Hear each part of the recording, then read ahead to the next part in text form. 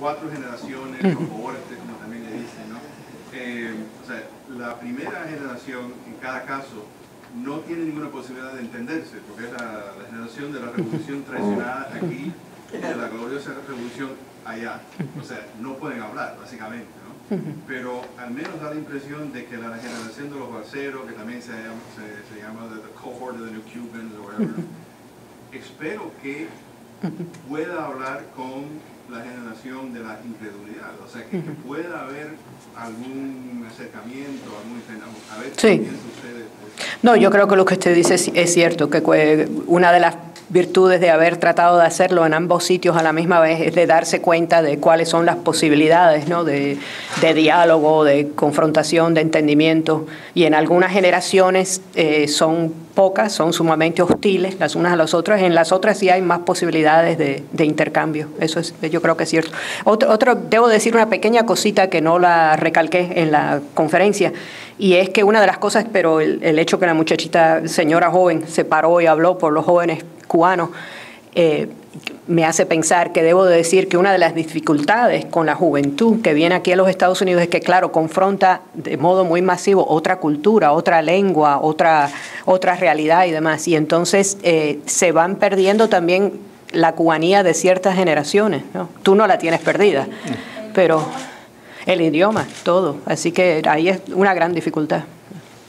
Que no es cierto en el caso de los que se quedaron en Cuba. Ahí las generaciones son más claras porque son a base de eventos históricos en Cuba, pero sin confrontar otra cultura que es otra lengua, otra cultura dominante, en realidad. Por favor. Esto que le llaman generaciones. Sí. Yo más bien le llamaría grupos coetáneos de cierta edad, porque a mí me enseñaron en la escuela de Derecho que las generaciones tenían 25 años. Pam, pam, pam, pam, ya. Sí, esas generaciones de padre a hijos, y ese es otro estudio.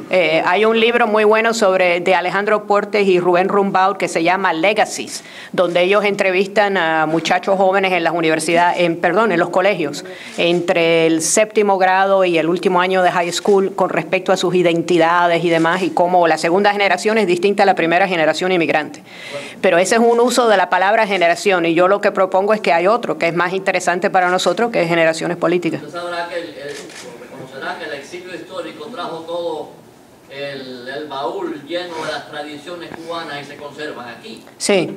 Y las costumbres y muchas cosas se conservan aquí. Sí, no cabe duda. Me da mucha pena por lo que me manifestó esta muchacha, que cuando nosotros vayamos, se van a encontrar en el aire sin saber qué hacer, ni qué decir. Bueno, sí, yo creo que eso es una pena por un lado, pero yo debo decir que, una vez más, mi entrenamiento como socióloga me hace ver lo positivo y lo negativo siempre. Yo busco las dos cosas. Esa es la parte negativa, que se pierde sin duda alguna ese gran reservo cultural de la generación primera histórica de ustedes que han tratado de preservar y conservar aquí en Miami. En gran parte quedan muchas cosas detrás, aunque ustedes el día que no estén, hay libros, hay conferencias grabadas, hay discos, hay de cuanto hay, que quedará detrás. Pero sí se pierde, no cabe duda que se pierde algo muy grande, pero debo decir que hay un aspecto un poquito positivo ahí, y es el hecho de que ya por los últimos años el protagonismo del cambio en Cuba está en manos de los cubanos, de la isla. Lo está. Y son ellos los que lo van a hacer, espero yo que con la ayuda nuestra, pero son ellos los que van a llevar el cambio adelante. Perdón, entonces que en Cuba le enseñan a los cubanos oficios, pero relaciones humanas y trato con el extranjero. No, están completamente primitivos en ese sentido. Van a demorar muchísimos años en civilizarse, vamos a llamarle así.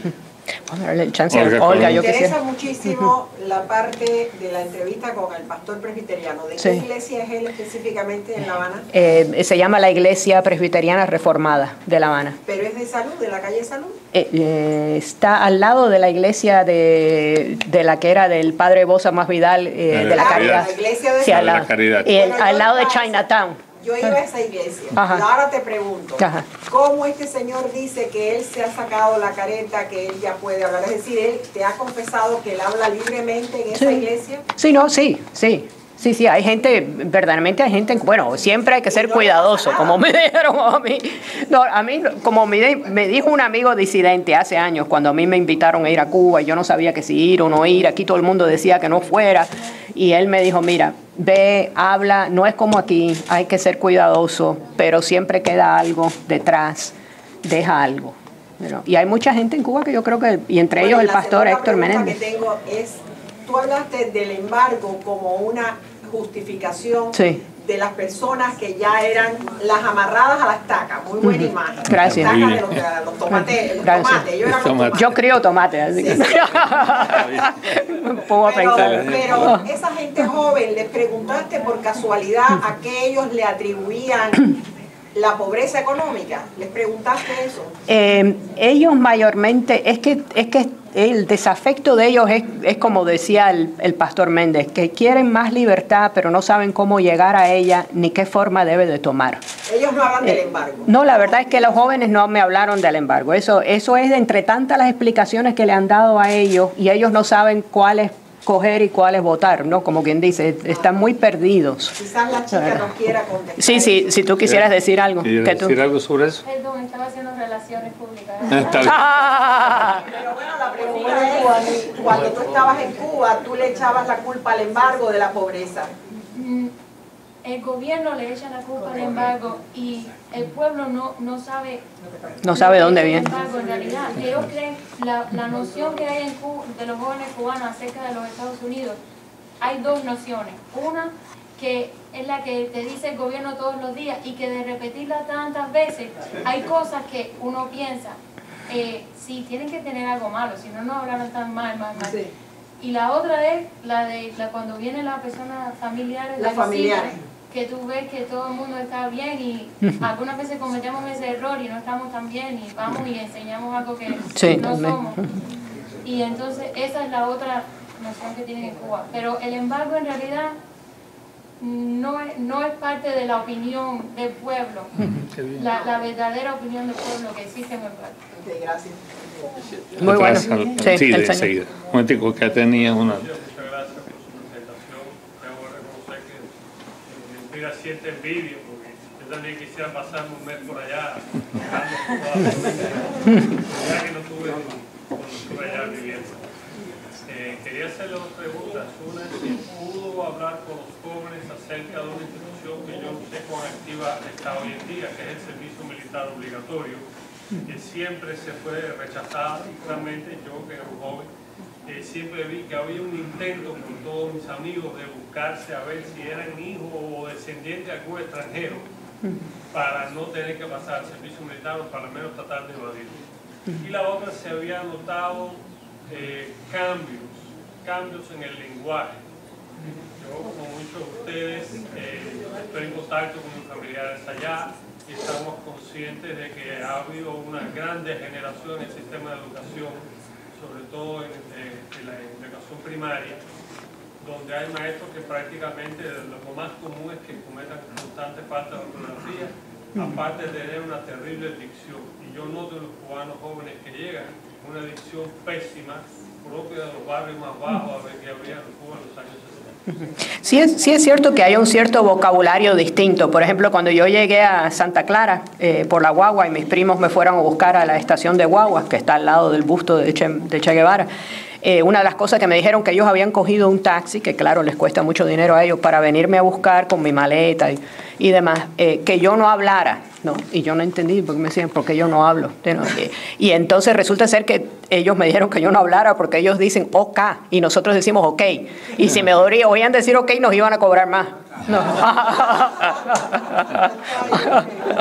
Y así fue, no cobraron más. ¿Tu pregunta? Así. De pie. Yo leí el libro de ella. Muy bien. Y lo usé para un estudio que hice en FIU, como te estaba contando. Y una de las cosas que logré de aprender de este libro es que tenemos dos Cubas.